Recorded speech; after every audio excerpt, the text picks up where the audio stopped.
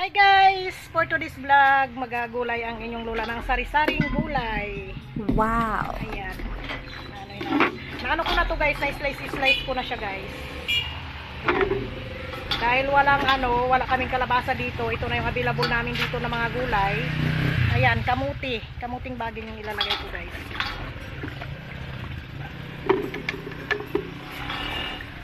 Ayan, medyo ano na yung ano ko kayo, mancha ng kamuti. Haha. Ayan. At ito yung ating isasahog guys. 1/4 na karning baboy. Ito Wow. Na mamaya na ako mag-ano ng kamatis at saka yung bagoong guys. Sigasan na natin yung sibuyas bawang. Pinagsabay ko na yung sibuyas bawang guys.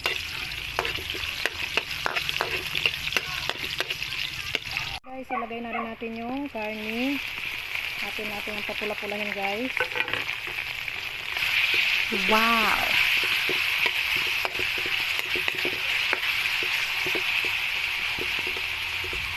Lagyan na natin yung kamatis. Wow! Then, ilagay na natin yung gulay guys.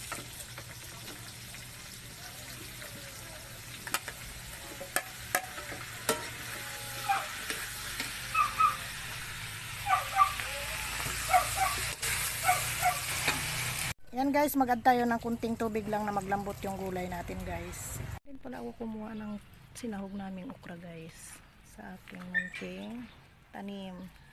Yan, ganyan lang, ilang puno lang siya pero maraming bunga guys. Yan, may mga natira. Wow! Guys, dito ako sa likod ng aming bahay guys dahil maraming tumubo na spinach guys. Yan, maglalagay tayo sa ibabaw ng pakbit ko guys. Paibabaw ko lang ito, guys. Ayan, diba?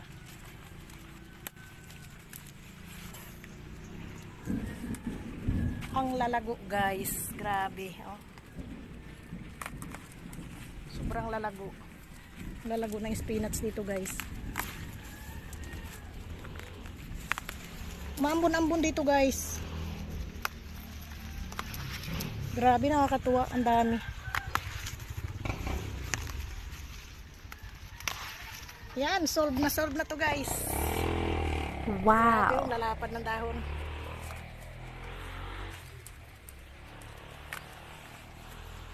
Yan pa guys, oh. Okay na to, dami na. Guys, ilagay natin yung bagoong na pinakamasarap. Wow! Kasarap.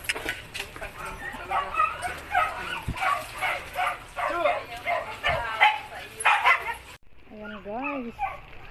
Luluto na yung pakit natin. Maglagay tayo ng ano niya. Pangkasarap guys. Yan, kahit may Wow! na guys, ilalagay na natin yung spinach. Pinaibabaw ko na lang yan siya guys. Wow! Buljak.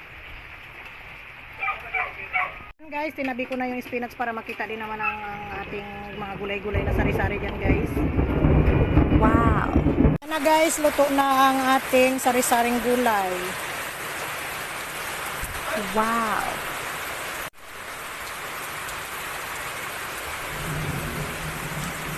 Guys, mag-ano ako ng konti guys para makatikim guys. Tikman ko guys. Wow! Tikman natin yung gulay. Sarap. Wow!